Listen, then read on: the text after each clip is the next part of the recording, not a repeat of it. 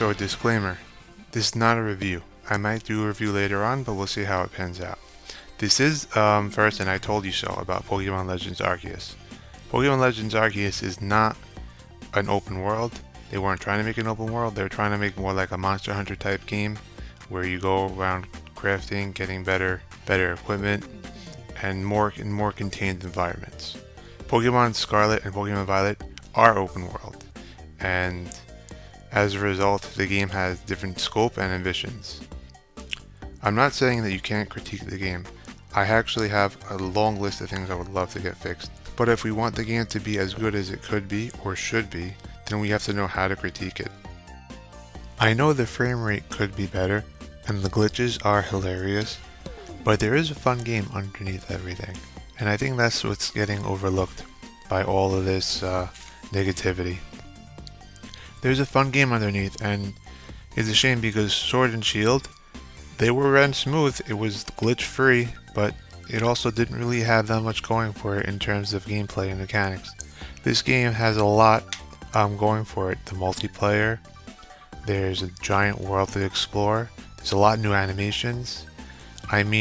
So I would rather a game that glitches a whole bunch but is trying to do something as opposed to a more bland, empty game with almost nothing new.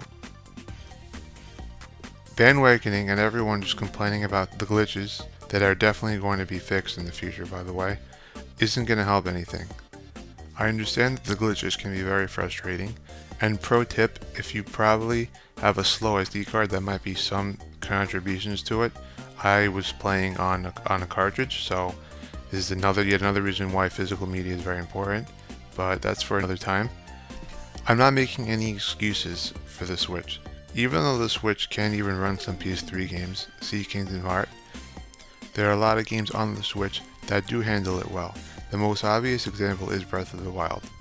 And there are a lot of things that the game could learn from Breath of the Wild, like resource management, because it's an RPG, and maybe a bit more pushback, maybe a hard mode.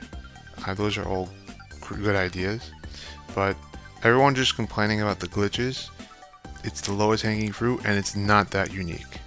See Cyberpunk, Mass Effect, and almost every other game that came out this year.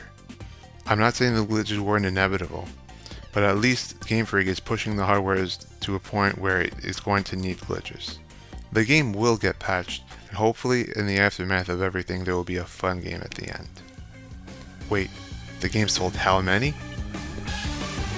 The only thing worse than a glitchy game that sells well is a bad one that sells well.